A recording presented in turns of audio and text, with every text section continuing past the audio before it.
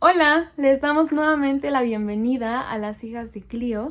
Yo soy Rosario Neri y en esta ocasión estoy muy feliz y muy emocionada porque les traemos nuestro segundo audiolibro.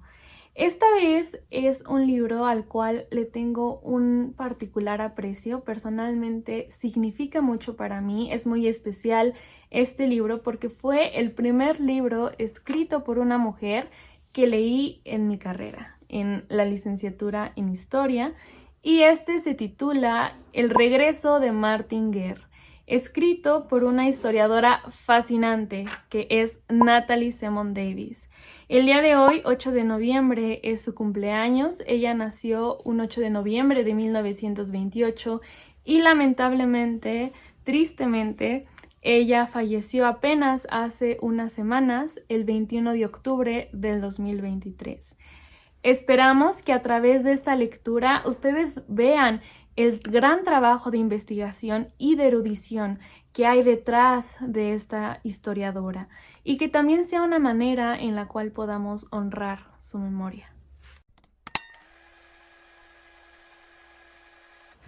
A continuación les voy a dar una breve síntesis biográfica de Natalie Semon Davis y voy a hablar un poquito de lo que trata este libro del regreso de Martin Guerre para que puedan introducirse a esta aventura, a esta historia tan interesante.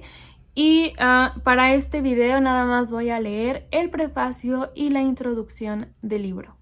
Hace ya 4 años escribí este breve texto que es un informe de lectura de este libro. También le tengo mucho aprecio a este escrito porque lo escribí en mi primer semestre de la licenciatura en Historia y pues habla un poco de ella y pues de este trabajo.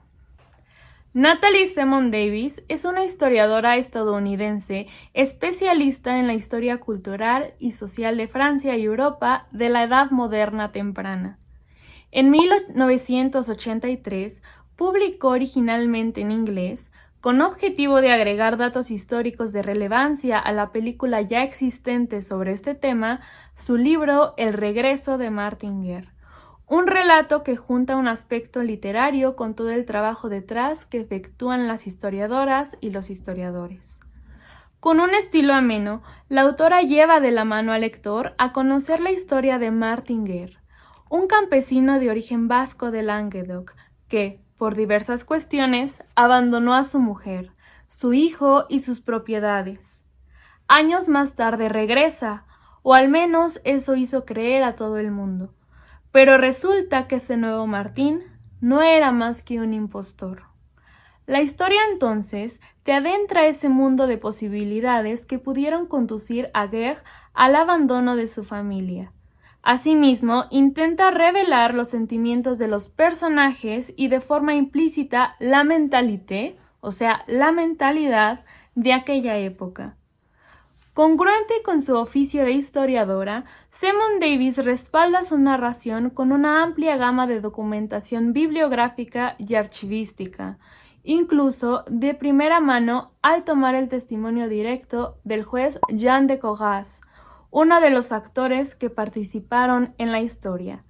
El relato de esta autora efectivamente muestra una forma distinta de narrar el pasado, como ella dijo, pues, por medio de rasgos, indicios, fuentes documentales y bibliográficas, testimonios orales y pese a la falta de cierta documentación, la historiadora intenta cubrir los silencios y lagunas de su historia con su imaginación, intuyendo cómo quizás sucedieron los acontecimientos, eso sí, permaneciendo siempre en un discurso congruente y apegándose a sus fuentes. Prefacio. Este libro es el fruto de una aventura. La aventura de una historiadora con una forma distinta de contar el pasado. La historia de Martin Guerre es una vieja historia. En el año de 1540, un rico campesino de Languedoc abandona a su mujer, a su hijo y sus propiedades, y durante años no se sabe más de él. Vuelve, o así lo cree todo el mundo, Pero después de 3 o 4 años de matrimonio apacible, la mujer dice que un impostor la ha engañado y lo denuncia ante los tribunales. El hombre en cuestión casi logra convencer a los jueces de que él es Martin Guerre, cuando en el último momento aparece el verdadero Martin Guerre. Enseguida se escribieron 2 libros sobre el caso, uno de ellos redactado por un juez del tribunal. Fue un caso que dio lugar a muchos comentarios en toda Francia, entre otros por parte del gran Montaigne. Durante siglos se volvió a contar la historia en libros sobre impostores famosos y causas célebres, y en el pueblo pirenaico de Artigas, donde tuvieron lugar los acontecimientos 400 años atrás, aún se acuerdan de ella. Inspiró una obra de teatro, 3 novelas y una opereta. Cuando leí por primera vez el relato del juez, pensé que era un tema excelente para una película.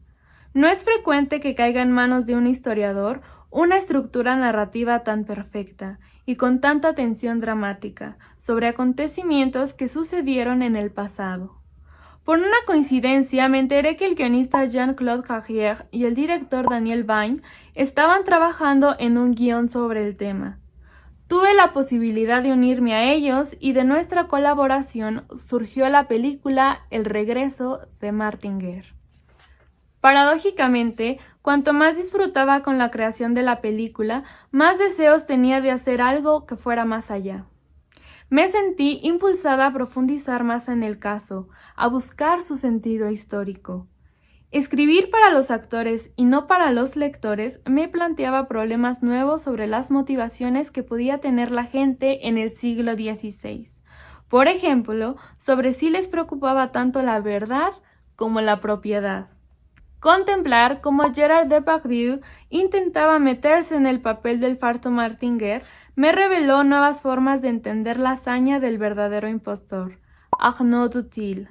Tenía la sensación de poseer un laboratorio histórico personal del que no obtenía pruebas, sino posibilidades históricas. Pero al mismo tiempo, la película se desviaba del relato histórico y esto me preocupaba. Se prescindió del origen vasco de los Guerre y se ignoró la cuestión del protestantismo rural y sobre todo se insistió poco en el doble juego de la esposa y en las contradicciones personales del juez.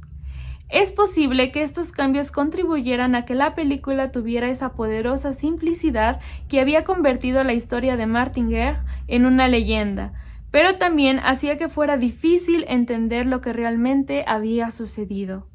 La película era una recreación cinematográfica sugestiva y convincente, pero en la que no tienen cabida las incertidumbres, los quizá, los habría podido suceder a los que recurre el historiador cuando la evidencia es inadecuada o contradictoria.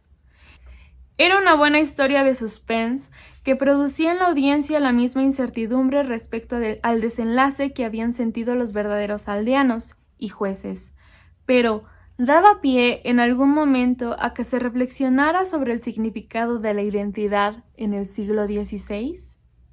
Así pues, la película planteaba al historiador el problema de la ficción con la misma fuerza con la que se le planteó a la esposa de Martin Guerre. Tenía que volver a mi oficio. Aproveché mi estancia en los Pirineos para acudir a los archivos de Foix, Toulouse y Auch. Me propuse dar a ese relato tan impresionante un tratamiento que respondiera a su verdadera dimensión histórica, y para ello utilicé hasta el último papel que el pasado había dejado llegar hasta mí. Quería averiguar por qué Martin Guerre había abandonado a su pueblo y a dónde había ido, cómo y por qué Arnaud Dutil se había convertido en un impostor, si engañó a Bertrand de Rolls y por qué había casi logrado sus propósitos. Esto podría explicarnos cosas que no sabíamos sobre la sociedad rural del siglo XVI. Quería seguir paso a paso a los aldeanos ante los tribunales y explicar los veredictos cambiantes de los jueces. Y todo ello me ofrecía una oportunidad única para mostrar cómo un suceso de la vida campesina pasó a ser una historia que incumbía a hombres de letras. Finalmente, acabó resultando mucho más difícil de lo que yo me había imaginado, pero ha sido un verdadero placer volver a contar la historia de Martin Guerre. Introducción. La buena mujer que tiene un mal marido a menudo tiene el corazón dolido. Amor puede mucho, dinero lo puede todo. Estos eran algunos de los proverbios que en el siglo XVI los campesinos acostumbraban a repetir para referirse al matrimonio. Gracias a la labor de los historiadores, sabemos ahora muchas cosas sobre la familia rural. La información la obtenemos de contratos matrimoniales y testamentos, registros parroquiales sobre nacimientos y defunciones, descripciones de rituales de cortejo y de cencerradas. Pero aún sabemos muy poco sobre las expectativas y los sentimientos de los campesinos. Sabemos poco sobre cómo se desarrollaban las relaciones entre marido y mujer, o entre padres e hijos. Sabemos poco sobre cómo experimentaban las dificultades y las posibilidades que la vida les ofrecía. Tendemos a pensar que los campesinos tenían pocas posibilidades de elegir. Pero, ¿es eso cierto? ¿No es posible que algunos aldeanos intentaran moldear sus vidas de forma inusual o inesperada? Pero, ¿qué podemos hacer los historiadores para desentrañar estos aspectos del pasado? Rastreamos cartas y diarios íntimos, autobiografías, memorias, crónicas familiares. Consultamos fuentes literarias, teatros, poemas líricos y cuentos, las cuales, cualquiera que sea su relación con la vida real de individuos específicos, nos muestran qué tipo de sentimientos y reacciones se consideraban plausibles en un momento dado. Pero los campesinos del siglo XVI, un 90% de los cuales no sabían leer y escribir, nos han dejado muy pocos documentos personales sobre su vida privada. Las historias familiares y los diarios que han llegado hasta nosotros son pobres. 1 o 2 líneas sobre nacimientos y muertes y el estado del tiempo. Thomas Plater nos ofrece un retrato de su madre, una campesina curtida en el trabajo duro, que dice: excepto una vez en que nos despedimos de ella, nunca vi llorar a mi madre. Era una mujer fuerte y valerosa, pero ruda. Pero esto fue escrito cuando el erudito hebraísta llevaba tiempo lejos de las montañas y de los pastos de la aldea suiza de su infancia. En cuanto a las fuentes literarias sobre los campesinos, si existen, siguen la regla clásica que presenta a los aldeanos como personajes de comedia por antonomasia. Según esta teoría, la comedia se refiere siempre a personajes del pueblo, a personajes de baja condición. La comedia describe y representa en un estilo bajo y humilde la vida privada de los hombres. El desenlace es feliz, agradable y placentero. Así, en Les Nouvelles Nouvelles, una colección de cuentos cómicos del siglo XV que se reimprimió varias veces durante el siglo XVI, un campesino avaro que sorprende a su mujer en la cama con un amigo, apacigua su furia con la promesa de 12 medidas de trigo y para concluir el trato tiene que dejar que los amantes acaben. En los Propos rustiques, publicados por el jurista bretón Noël Dufail en 1547, el viejo campesino Louvain recuerda cuando se casó, en la edad de 24 años. No sabía lo que era estar enamorado, pero hoy en día pocos son los jóvenes mayores de 15 años que no hayan intentado algo con las mozas. La configuración de los sentimientos y el comportamiento de los campesinos que entrevemos en este tipo de relatos tiene su valor. A fin de cuentas, la comedia es un medio ideal para explorar la condición humana. Pero los registros psicológicos y la variedad de situaciones de la vida de los aldeanos que contempla son limitados. Existen otras fuentes que nos muestran a los campesinos en situaciones diversas y en las que el desenlace no es siempre un final feliz. Los anales judiciales. Debemos a los registros de la Inquisición el trabajo de Manuel Leroy-Ladurie sobre la aldea cátara de Montaillot y el estudio de Carlo Ginzburg sobre el intrépido molinero Menocchio. Los registros de los tribunales diocesanos están plagados de asuntos matrimoniales que nos muestran cómo los aldeanos y el pueblo bajo urbano maniobraban en ese mundo tan estricto de la ley y la costumbre para conseguir una pareja adecuada. Finalmente, tenemos los procesos verbales de varias jurisdicciones criminales. Veamos, por ejemplo, la historia que en 1535 un joven campesino de Lyon, que pretendía obtener el perdón por un crimen cometido en un acceso de ira, dirigió al rey. Incluso a través del filtro de la elaborada transcripción del procurador aparece un pequeño retrato de un matrimonio desgraciado. Y bueno, este relato dice así. Un año atrás, este suplicante, habiendo encontrado buen partido, se casó con Ancelle Legrin, a la cual ha tratado y mantenido honestamente como a su mujer, deseando vivir con ella en paz. Pero la llamada Ancelle, varias veces sin motivo ni razón, amenazó con matar y pegar a este suplicante, y de hecho le pegó. Y estas cosas este suplicante las soportó pacientemente, esperando que se calmara con el tiempo. No obstante, el segundo domingo del presente mes de mayo pasado, mientras el suplicante cenaba con ella en su casa tranquilamente, sin causarle ningún daño ni molestia, pidió beber del vino que ella tenía en una botella de vidrio, lo cual ella no quiso concederle, y dijo que le daría con una botella en la cabeza, lo que hizo, y rompió la dicha botella y tiró el vino a la cara de este suplicante. Perseverando aún en su furia, ella se levantó de la mesa, cogió una escudilla y arrojó contra este suplicante, y le hubiera causado gran daño si no fuera que la sirvienta de este suplicante se interpuso entre los dos. Y entonces este suplicante, trastornado y excitado por estos ultrajes, tomó un cuchillo largo que estaba sobre la mesa y corrió tras la dicha mujer y le asestó un solo golpe en el vientre. La mujer no sobrevivió lo suficiente para contar su propia versión de la historia. Documentos como este nos proporcionan información sobre las expectativas y los sentimientos de los campesinos en un tiempo de súbita agitación o de crisis. En 1560 se presentó en el Parlamento de Toulouse un caso criminal que revela muchas cosas sobre el matrimonio rural a lo largo de los años. Un caso tan extraordinario que uno de los hombres que actuó como juez publicó un libro sobre él. Se llamaba Jean de Coras, era natural de la región, eminente jurista, autor de comentarios en latín sobre el derecho civil y canónico, y además humanista.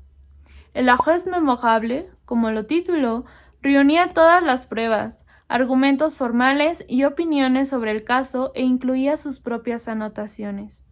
Según sus propias palabras, no se trataba de una comedia, sino de una tragedia, aunque los actores fueran gente rústica, personas de baja condición.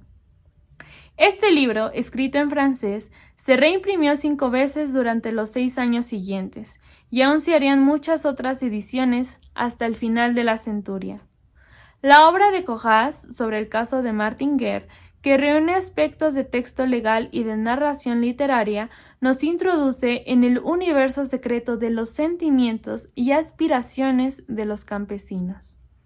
Es de gran ayuda que se trate de un caso excepcional, porque una disputa fuera de lo común a veces puede desvelar motivaciones y valores que quedan y se diluyen en el día a día de la vida cotidiana.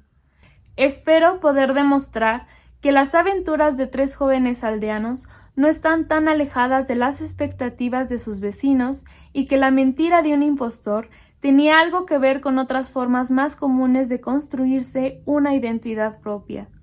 También quiero explicar por qué una historia que parecía adecuada para un simple relato popular, y de hecho se contaba de esa forma, también proporciona material para las 111 bellas anotaciones del juez. Finalmente, me gustaría explicar por qué encontramos aquí una rara identificación entre el devenir de los campesinos y el de personas ricas e instruidas. En cuanto a las fuentes, el punto de partida fue la Geste de Coras, de 1561, y la breve historia de Guillaume Le Serre, publicada en el mismo año. Este último es un texto independiente, dedicado a otro juez del caso en él. En al menos 2 ocasiones aparecen detalles que no encontramos en Cogas, pero que he podido verificar en los archivos. He utilizado a Lesueur y a Cogas complementariamente, aunque en los pocos casos en que había desacuerdo, he optado por el juez. Ante la imposibilidad de contar con el testimonio completo del proceso, pues todos los procesos anteriores a 1600 han desaparecido del Parlamento de Toulouse, he consultado los registros de las sentencias del Parlamento para conseguir información suplementaria sobre el caso y sobre las prácticas y las actitudes de los jueces. Siguiendo la pista de mis actores, he investigado las actas notariales de muchos pueblos de la diócesis de Hue y de Lombay. Cuando no podía encontrar al hombre o a la mujer concretos que buscaba en Andaya, en Artigas, en Sayas o en Burgos, hacía lo que podía a través de otras fuentes del periodo y del lugar para descubrir el mundo que debieron contemplar y las reacciones que podían haber sido suyas. Lo que ofrezco al lector es, en parte, mi invención, pero una invención controlada firmemente por las voces del pasado. Y bueno, esta fue una breve síntesis de este bonito libro que es El regreso de Martin Guerre de la historiadora Natalie Simon Davis. Y bueno, el siguiente video ya es el capítulo 1, pero bueno, personalmente considero que el capítulo 1 es el más cansado un poco de leer porque vienen muchos nombres de lugares de Francia, porque te explican de dónde es Martin Guerre, de dónde viene su familia y por qué se mudan o emigran a otra región de Francia que es Artigas. Entonces hablan de toda esta travesía y mencionan muchos lugares, muchos nombres, actividades a las que se dedican y resulta un poquito, puede resultar un poquito cansado para quienes les interesa como estas cuestiones geográficas de nombres, de conocer quizá un poco más sobre esta historia francesa, pues bueno, les va a gustar, pero si no, también puede ser una recomendación saltarse al capítulo 2, que ya va a estar en el tercer video, y también se entiende bien la historia, o sea, si se saltan el capítulo 1 al 2, no hay problema, no hay ningún, no se pierden como de mucha información, o sea, sí la información del capítulo 1 es muy valiosa y también muy enriquecedora, pero si les resulta cansado brincarse al 2, pues no es como que altere mucho o que se pierdan en la historia, ¿no? Y bueno, para quienes quieran como saltarse al capítulo 2, voy a dar un breve resumen del primero para que más o menos como que no se pierdan en esta historia y pues los datos que deben como de conocer, ¿no? Y bueno, básicamente el primer capítulo habla de la familia de Martin Guerre, ¿no? De su padre Sanchi, su hermano Pierre y bueno, menciona otros personajes. Pero esta familia que vive en Andaya, que es una región de Francia, vasca, se muda, o más bien decide como emigrar a otra región francesa que es Artigas. Y bueno, en este capítulo habla sobre esta travesía, qué cosas ven, qué cosas conocen, cómo se van adaptando a las costumbres de esta nueva región a la que llegan, a las nuevas actividades económicas y esta nueva como dinámica social, las familias a las que conocen y bueno, al final resulta que la familia de Martin Guerre ve que es propicio casar a Martin Guerre con una de las hijas de una buena familia que es Bertrand de Hall. Y bueno, deciden casar muy niños a Martin con esta Bertrand. Y al final les tienen que traer, o sea, eran tan niños que les tienen que traer un brebaje para que puedan como concluir el matrimonio a través de un vínculo sexual. Pero bueno, ahí se queda como este capítulo. Y pues nada, sí lo recomiendo mucho que lo escuchen, que lo vean, porque pues menciona cosas muy interesantes de Francia y cosas que pueden conocer así del siglo XVI, ¿no? De verdad espero que les guste muchísimo esta historia. Es un libro muy bonito, muy interesante, que también permite ver este trabajo de las historiadoras. Y pues es de mi historiadora favorita, Natalie Simone Davis, así es que espero lo disfruten muchísimo. Y nos encontramos en todas nuestras redes sociales, aquí en YouTube, en Instagram, en Facebook y en TikTok. Nos vemos en el siguiente video.